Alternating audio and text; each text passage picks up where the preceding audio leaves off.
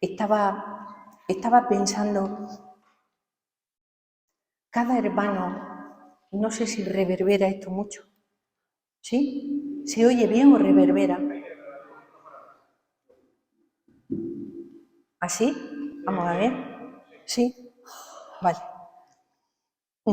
Cada hermano de los que han ido pasando por aquí cada semana, hemos tratado de que no hablara desde la teología. Teología significa estudiar a Dios. Por eso están los teólogos.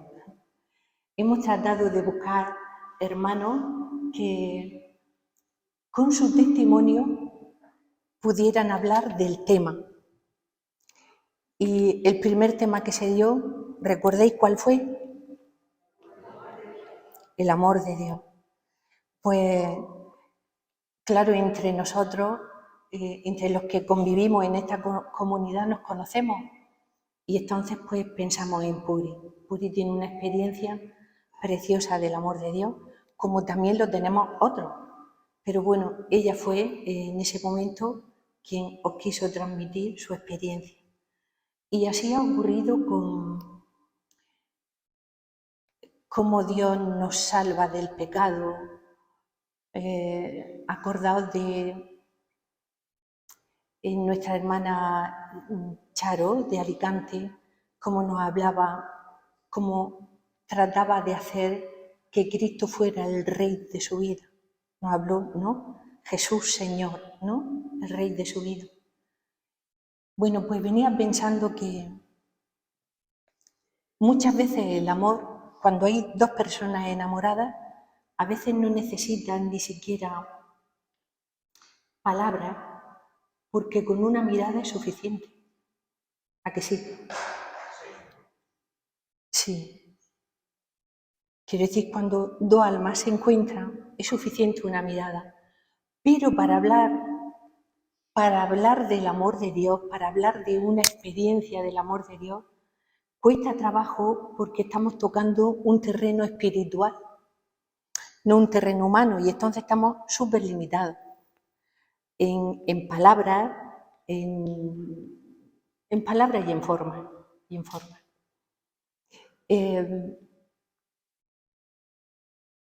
Si pudieras imaginarte a Dios, ¿te sería fácil? ¿Te sería fácil? Siempre pasa algo. ¿Se oye bien? Imaginarnos a Dios, te lo puedes imaginar de las 1000 formas que nos lo han presentado, ¿no? En escultura, ¿no? Tallado a piedra, en pintura, en dibujo. Y lo mismo ocurre con Jesús. Nos lo han dibujado y nos lo han esculpido de diferentes formas. Pero si pensáramos en el Espíritu Santo, ¿qué te imaginas? ¿Cómo te lo imaginas? Dilo, porque yo también me lo imagino como tú. Claro, una paloma. Pero ¿sabes una cosa? Ni hemos visto a Dios, ni hemos visto a Jesús, ni hemos visto al Espíritu Santo. A ninguno de los tres. Sin embargo, todos los que estamos aquí hemos tenido una experiencia de fe, aún no habiéndolo visto. Y el tiempo litúrgico que nos acompaña, que estamos en Cuaresma, luego, pasada la Cuaresma, 40 días, llegará la Pascua, el paso del Señor, la Pascua, no la Navidad, Pascua, el paso del Señor, donde subirá a la cruz para...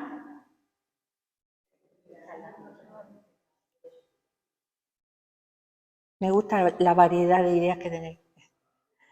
Subí a la cruz para morir por ti, por mí, resucitar y enviarnos el Espíritu Santo a aquellos que creyéramos en su nombre. El tema de hoy es Jesús nos da su Espíritu. Después de la Pascua viene Pentecostés. Pentecostés es por excelencia la fiesta de las fiestas del cristiano. La fiesta de las fiestas no es la Navidad, sino Pentecostés.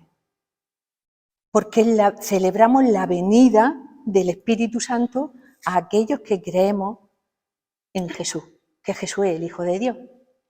Y sin embargo, siendo la fiesta por excelencia más grande y más importante de todo cristiano, es la menos creída y la menos vivida. Tristemente es así. Algunos no saben ni lo que es Pentecostés. Y hay un pasaje en Hechos de los Apóstoles, en el capítulo 19, fijaos, 25 años después de que Jesucristo resucitara, 25 años, un día San Pablo va a Éfeso, una ciudad, y se encuentra con unos discípulos, como tú y como yo. Y San Pablo le pregunta, ¿habéis sido bautizados con el Espíritu Santo? Y ellos le respondieron, ni siquiera hemos oído hablar de un Espíritu Santo. Y a nosotros en nuestra Iglesia Católica nos ha pasado lo mismo. En esa escena, de Hechos de los Apóstoles, San Pablo le pregunta, entonces, ¿qué bautismo habéis recibido? Dice, el bautismo de Juan. Juan era el primo del Señor, el que también bautizó a Jesús. Pero Juan bautizaba, ¿os acordáis de la escena? Bautizaba en el Jordán con agua. Pero Juan decía, este bautismo es para que te arrepientas de tus pecados, porque detrás de mí viene uno que os va a bautizar en el Espíritu Santo. Hechos de los Apóstoles dice que San Pablo le explica a esos discípulos qué era el bautismo del Espíritu Santo y dice la palabra que le impuso las manos, eran 10 discípulos y quedaron llenos del Espíritu Santo.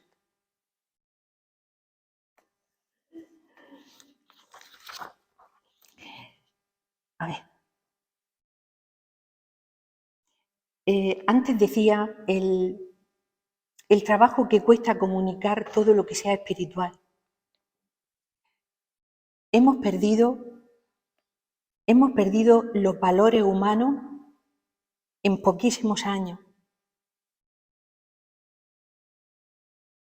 El lenguaje que tú y yo escuchamos, o dentro de las casas, o fuera, en el trabajo, en la calle, es un lenguaje que suele ir reforzado de palabras malsonantes. ¿Esto te suena? ¿Sí? De padres que insultan a los hijos, que insultan a... No quiero perderme. Palabras malsonantes sobre los hijos, sobre los padres, sobre los abuelos, sobre la pareja, sobre el matrimonio y, por supuesto, sobre Dios. Es decir, alguien que tiene ese tipo de lenguaje está muy separado de lo que es el lenguaje espiritual y todo lo que oye, pues no lo entiende. El lenguaje espiritual lleva unos signos, porque lleva un trabajo y lleva una disciplina. Mirad, cuando os decía que hemos perdido los valores humanos, ya no estoy diciendo siquiera es tan raro escuchar un buenos días o decir, siéntese usted, ceder el sitio, y mucho menos que Dios te bendiga. Eso ya has perdido la cabeza. Si escuchas a alguien decir que Dios te bendiga, se piensa que viene de otro planeta. Al perder los valores humanos, nos encontramos con madres que prostituyen a sus hijas. Y esto ha salido hace 2 días en las noticias de televisión. No sé si alguno lo había oído, pero si no lo había oído hace 2 días, creo que lo sabéis. Madres que prostituyen a sus hijas. El padre que viola a su hija. Hijos que matan a sus padres. Jóvenes del colegio o del instituto que se suicidan porque en las redes sociales le han dicho el día y la hora que tienen que hacerlo. Y lo hacen. Esto lo sabemos, ¿verdad? Solo sabemos 3. Lo sabemos, ¿verdad? ¿Mm? La infidelidad en los matrimonios, en las parejas. Madres que llevan a los hospitales a que aborten sus hijas.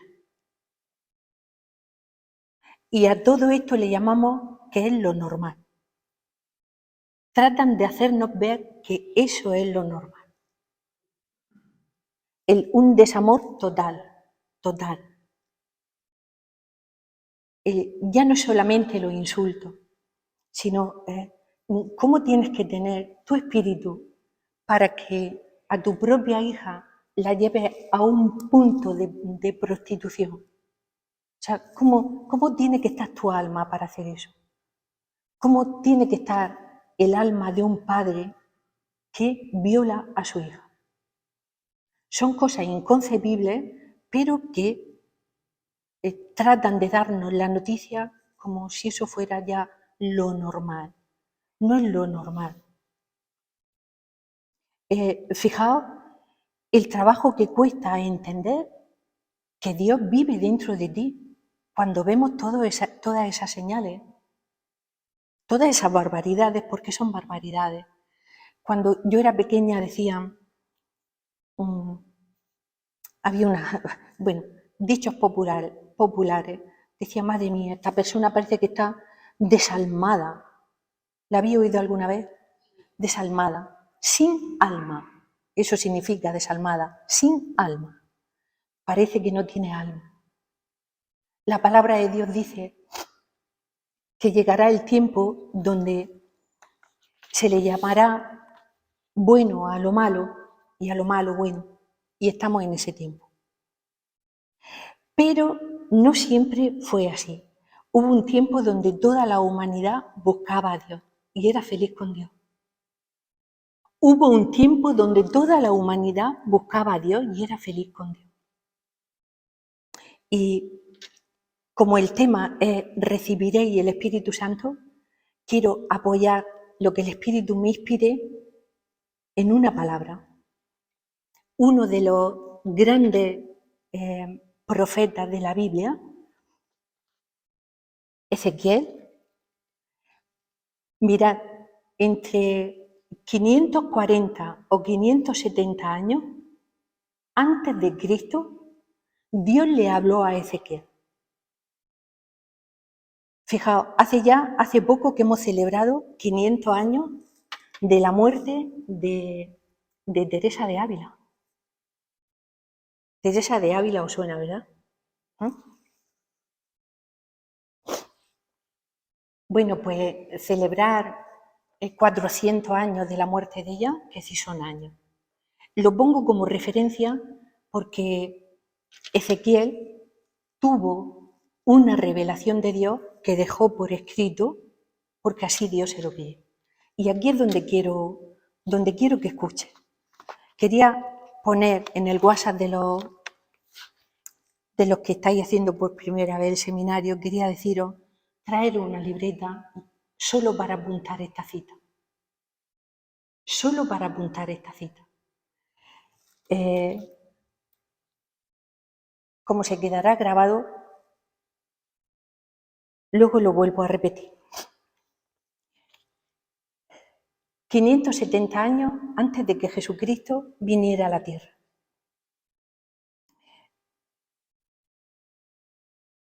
Dice así la palabra del Señor.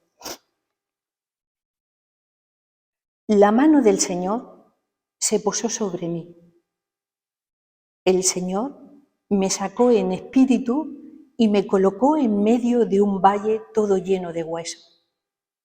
Me hizo dar vuelta y vuelta en torno a ellos. Eran muchísimos en el valle y estaban completamente secos. Me preguntó: Hijo de hombre, ¿podrás revivir estos huesos? Yo respondí: Señor, Dios mío, tú lo sabes. Él me dijo: pronuncia una palabra sobre estos huesos y dile: huesos secos, escuchad la palabra del Señor. Esto dice el Señor. Esto dice el Señor Dios a estos huesos: yo mismo infundiré espíritu sobre vosotros y viviréis. Pondré sobre vosotros los tendones, haré crecer la carne, extenderé sobre ella la piel, os infundiré espíritu y viviréis, y comprenderéis que yo soy el Señor. Yo profeticé como me había ordenado, y mientras hablaba, se oyó un estruendo y los huesos se unieron entre sí. Vi sobre ellos los tendones, la carne había crecido y la piel la recubría, pero no tenían espíritu. Entonces me dijo: conjura al espíritu, conjúralo, hijo de hombre, y di al espíritu: esto dice el Señor Dios. Ven de los cuatro vientos, espíritu, y sopla sobre estos muertos para que vivan. Yo profeticé como me había ordenado. Vino sobre ellos el espíritu y revivieron y se pusieron en pie. Era una multitud innumerable. Y me dijo: hijo de hombre, estos huesos son la entera casa de Israel, que dice: se han secado nuestros huesos, se ha desvanecido nuestra esperanza, ha perecido, estamos perdidos. Por eso profetiza de nuevo y dile: esto dice el Señor Dios. Yo mismo abriré vuestro sepulcro y os sacaré de ellos, pueblo mío, y os llevaré a la tierra de Israel. Y cuando abra vuestro sepulcro y os saque de ellos, pueblo mío, comprenderéis que soy el Señor. Pondré mi espíritu en vosotros y viviréis. Os estableceré en vuestra tierra y comprenderéis que yo, el Señor, lo digo y lo hago. Palabra de Dios.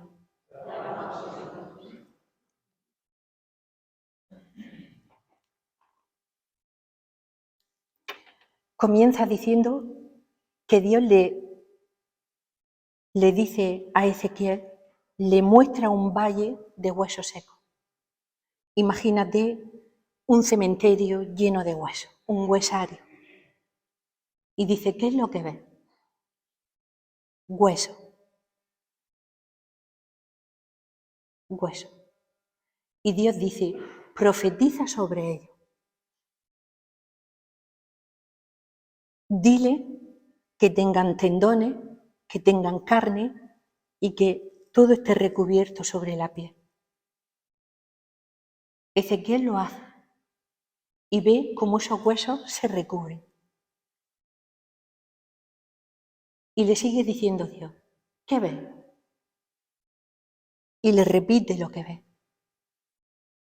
Pero no tenían vida, porque no tenían espíritu. Mira, familia, uno de los temas que más trabajo me cuesta hablar es del Espíritu del Señor. Porque soy madre de 3 hijas, pero mi vocación es hablar a tiempo y a destiempo de que Dios vive, porque vive en mí. Hubo un tiempo donde yo tenía tendones, carne, piel, pero el Espíritu no se movía en mí. como Ezequiel. Alguien sopló sobre mí, me impuso las manos en un seminario y el espíritu empezó a agitarse dentro de mí y hasta hoy día no ha parado. Las cosas no pasan de un día a un segundo. Todo tiene un tiempo y un momento. Me gustaría preguntarte, ¿cuáles son tus huesos secos que no tienen espíritu? Que el espíritu no puede entrar ahí para moverte. Porque la promesa de Pentecostés, Cuaresma, Pascua y Pentecostés es que el espíritu viene sobre ti para darte vida. Y en la palabra de Dios no hay engaño. Cuando llevas mucho tiempo en la iglesia y nada te dicen nada, porque parece que todo lo sabes, que todo lo entiendes, que vienes de sobrada o de sobrado, te digo que el Espíritu Santo no puede hacer nada en ti. Dios necesita un corazón abierto, un corazón que diga, necesito que tú me muevas. Porque cuando te mueves tú por tu cuenta, sabes qué es lo que haces, tú y yo.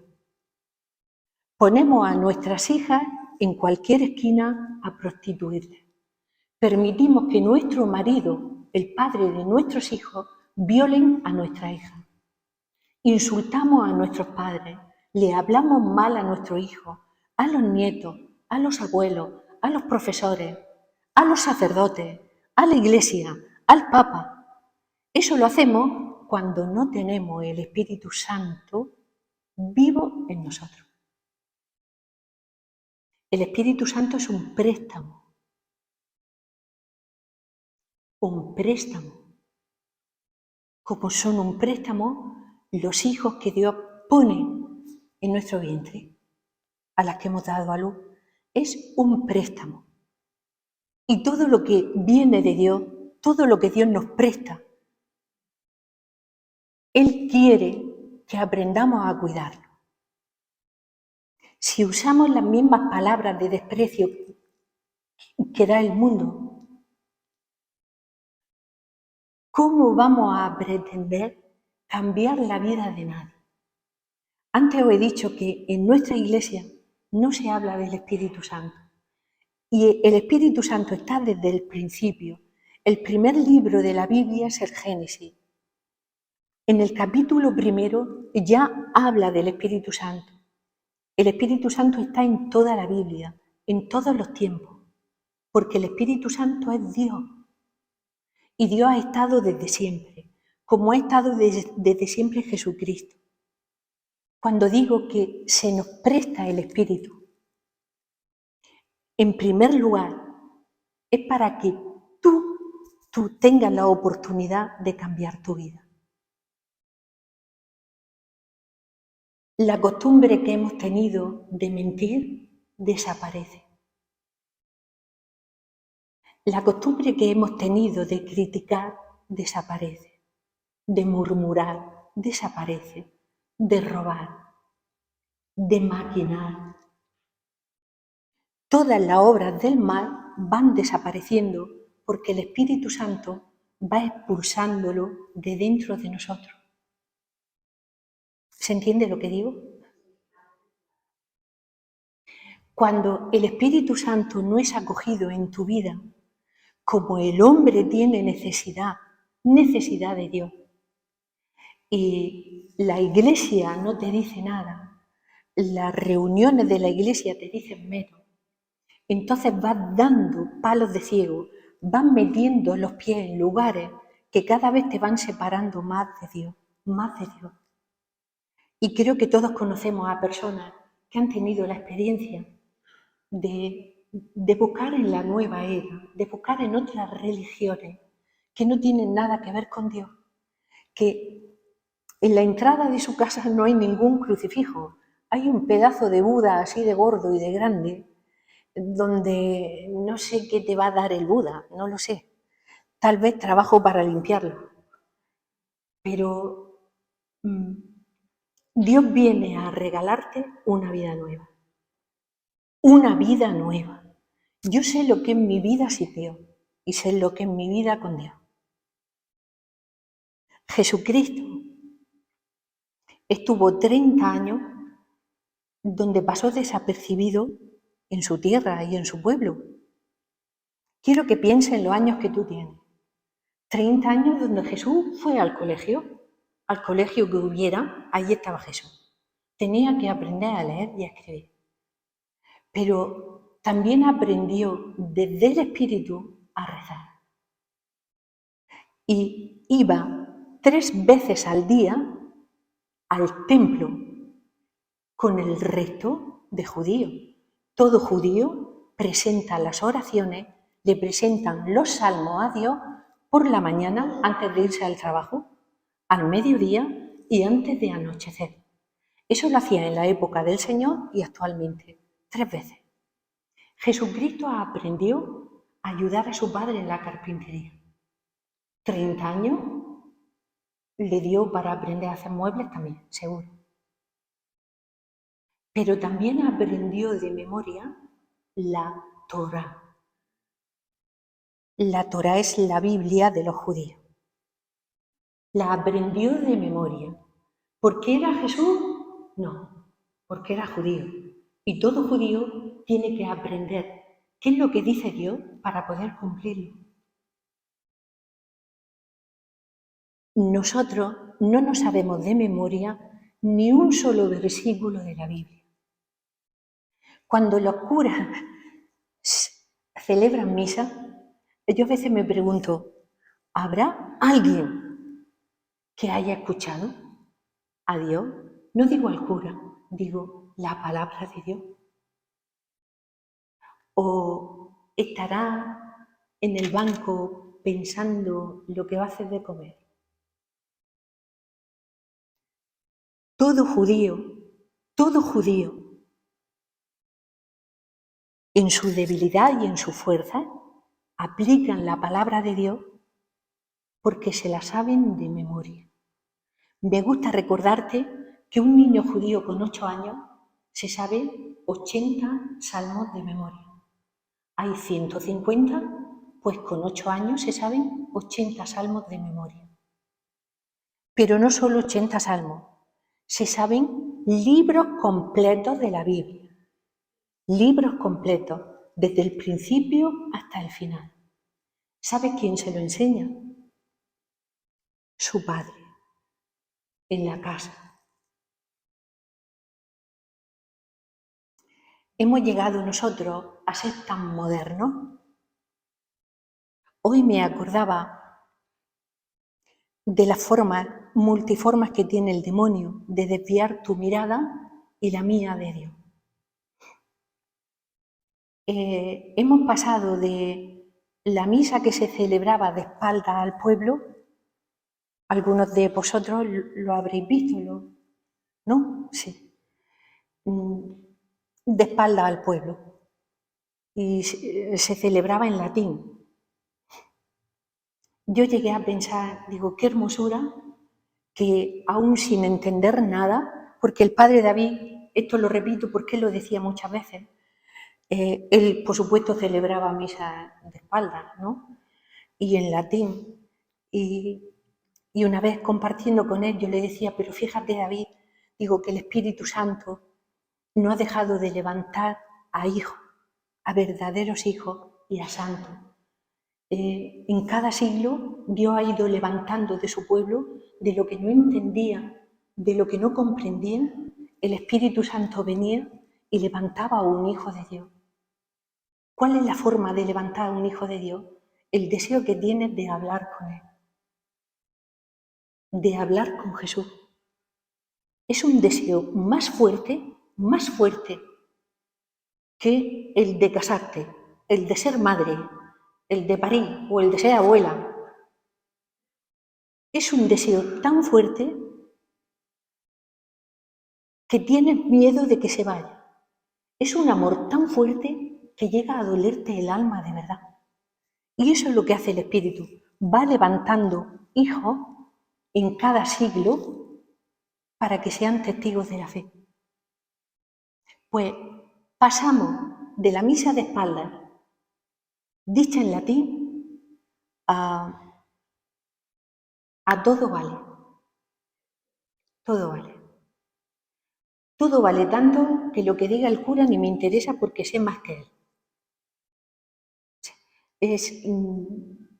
Hay una desidia, quiero poner esta palabra, una desidia de fe. Como tú no te alimentas de la palabra de Dios, tampoco lo llevas a tu casa.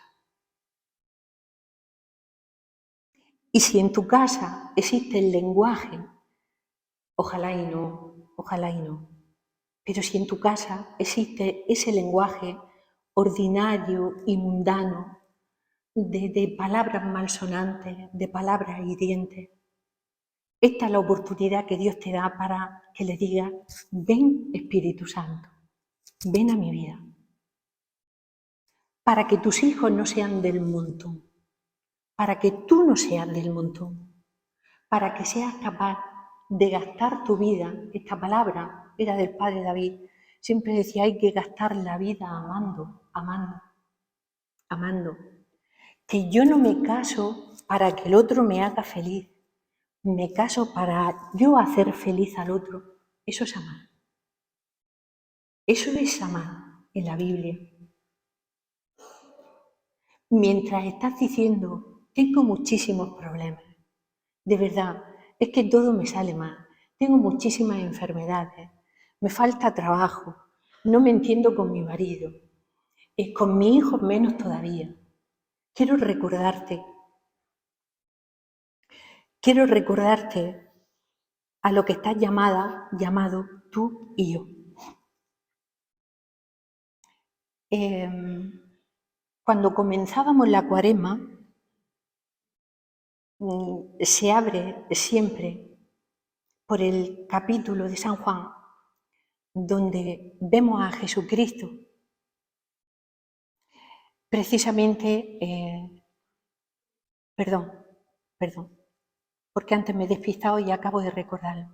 Antes os decía que Jesucristo se pasó 30 años de su vida donde era uno más del pueblo, uno más, donde aprendió en el colegio, aprendió en la iglesia y aprendió en la casa. Pero precisamente la relación que tiene Jesús con Dios, un día escucha y le dice: hijo, ha llegado el momento. Y la palabra dice que Jesucristo se encamina al Jordán, donde está su primo bautizado. Decidme si os suena el texto. ¿Os suena a todos? Lo digo porque si alguien dice: a mí no me suena de nada, lo busco y lo leo. A todos nos suena, ¿verdad?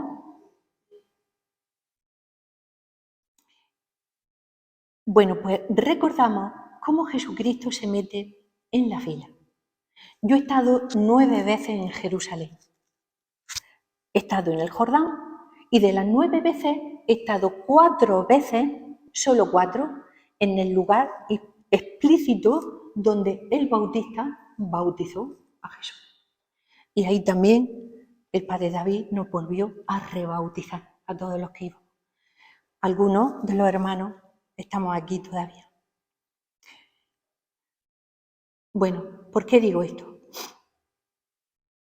Pues porque Juan estaba bautizando diciendo: convertíos y arrepentíos, convertíos y arrepentíos. Esto hace daño en los oídos físicos cuando tu espíritu está lejos de Dios. Porque tú pensarás que se convierta al otro, que se convierta a la otra. Con el daño que me ha hecho, se convierta en ellos. Cuando en ti mora el Espíritu Santo, tú escuchas a Dios. Y el Señor no viene con el dedo acusando. El Señor te trae con dulzura al recuerdo las faltas que has cometido hacia los demás. Te lo voy a volver a repetir. Te pone con dulzura en el recuerdo las faltas de amor que has cometido con los demás. Y eso te lleva a pedirle perdón a Dios Y atención, este no es el orden. El orden es que si yo te he hecho daño a ti, yo voy a ir a buscarte y te voy a pedir perdón a ti primero. Y después iré al confesionario. Ese es el orden. Primero busco a la persona para pedir perdón y luego el confesionario. Jesucristo se pone en fila y su primo, cuando lo ve, le dice, debería de ser yo quien estuviera ahí. Jesucristo, ¿qué le dice? Habéis dicho que lo sabíais. Entonces, a ver, ¿qué es lo que le dice? Creo que no sabéis nada, ¿eh? Me había engañado.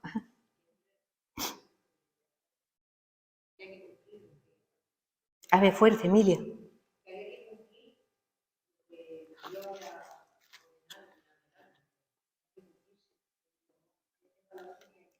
Déjalo así.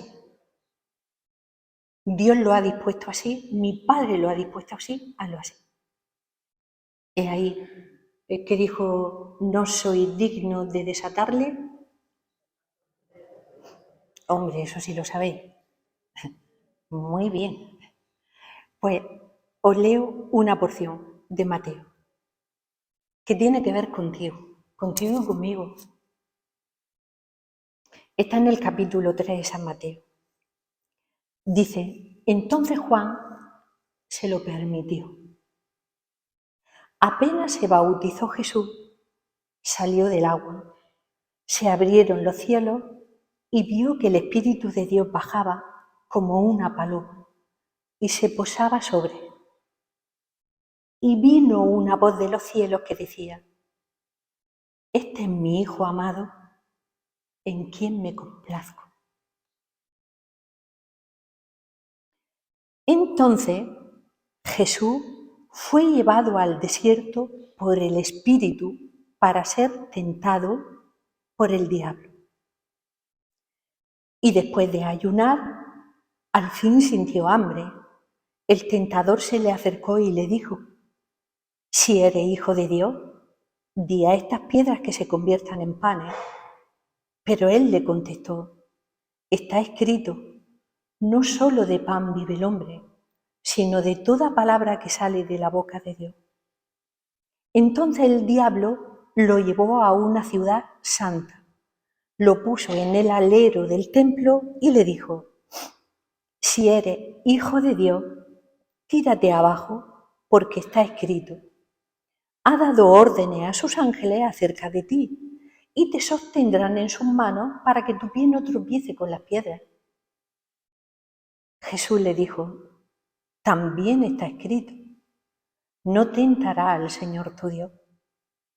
De nuevo el diablo lo llevó a un monte altísimo y le mostró los reinos del mundo y su gloria.